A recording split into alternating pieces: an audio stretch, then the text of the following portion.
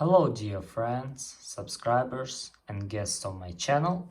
In this video I want to show and tell you how to clear the cache on your Discord account.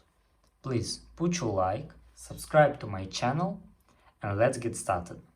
So first go to settings. After that scroll down and click general.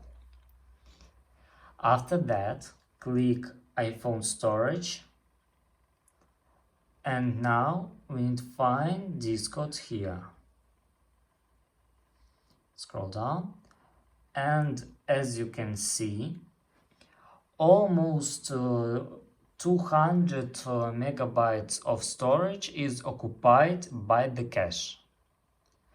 Now we need to press offload app, and after that your data will remain, but the storage won't be that full. And if you want to clear the cache on Android, you must go to settings, click applications button, select Discord and clear the cache. And that's all.